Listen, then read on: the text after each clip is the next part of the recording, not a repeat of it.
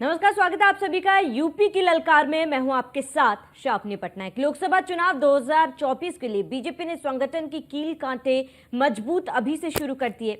इसी कड़ी में पहले विस्तारकों को लोकसभा क्षेत्र में भेजा गया और अब 98 जिलाध्यक्षों को अहम जिम्मेदारी भी दी गई। मिशन 80 का टारगेट लेकर चल रही बीजेपी की ये तैयारी क्या विपक्ष के लिए बड़ी चुनौती साबित होने वाली है? क्योंकि हर बार की तरह इस दफे भी बीजेपी तैयारियों के मामले में सबसे आगे दिख रही है। इस मुद्दे पर चर्चा करेंगे। चर्चा की शुरुआत करते हैं। तमाम मेहमान हमारे साथ जुड़े हुए हैं। राघवेंद्र सिंह, प्रवक्ता बीजेपी, हमारे साथ जुड़े हैं। अशोक यादव, प्रवक्ता सपा, हमारे साथ जुड़े हुए हैं। निरंजन पोद्दार, वरिष्ठ पत्रकार, हमारे साथ जुड़े हुए। वहीं मनीष मिश्रा, संवाददाता, हमारे साथ जुड़े हैं। सबसे पहले निरंजन पोद्दार जी, मैं आपका रुख करूंगी, आपसे जानना चाहूंगी जिस तरीके से आज फैसला लिया गया है, कई मुद्दों को ध्यान में रखकर बीजेपी ने आज बदलाव किए हैं, जिम्मेदारियां दी गई है लोगों पर, कार्यकर्ताओं पर। लेकिन आपसे मैं ये जानना चाहूंगी, ये जो रणनीति बीजेपी की तरफ से सेट की गई, इसे आप कैसे देख रहे हैं?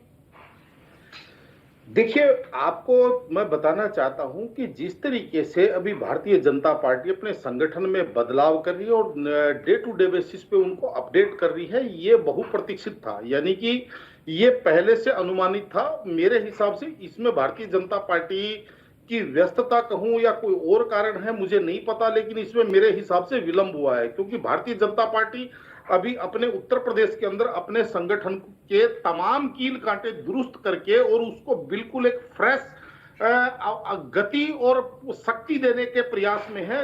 कारण ये है, श्रावणी जी, आप इस चीज को समझिए कि जिस तरीके से उत्तर प्रदेश लोकसभा चुनावों को लेकर के सबसे महत्वपूर्ण राज्य माना जाता है, कहा जाता है कि केंद्र का रास्ता उत्तर प्रदेश से होकर के जाता है और उत्तर प्रदेश के अंदर 80 सीटें आती है। और जिस तरीके से अभी 5 राज्यों के चुनाव हो रहे हैं और उन 5 राज्यों के चुनाव में आप देख रहे होंगे कि भारतीय जनता पार्टी को कहीं ना कहीं पसीना बहाना पड़ रहा है या बहुत ज्यादा एक्स्ट्रा मेहनत करनी पड़ रही है। तो अभी बैक टू बैक आप ये मान के चलिए, लगभग अगले 5 महीनों के अंदर लोकसभा चुनावों की भेरी बज चुकी होगी और भारतीय जनता पार्टी बिल्कुल कोई भी प्रकार का चांस नहीं लेना चाहती। और भारतीय जनता पार्टी का जो पिछले 10-12 वर्षों से हम देख रहे हैं कि जो इनकी कार्यशैली हो गई है, वो ये हो गई कि सबसे पहले तो इनका ऊपर से नीचे तक पूरा एक इतना जबरदस्त कैडर है। ये जैसे आपने भी बताया कि बूथ स्तर तक इनका कैडर है, उसके बाद में इनका मंडल का कैडर, मंडल के अंदर भी उनके ऊपर अपर मंडल, उसके बाद में जिले के ऊपर जिला प्रभारी, उसके बाद में लोकसभा प्रभारी।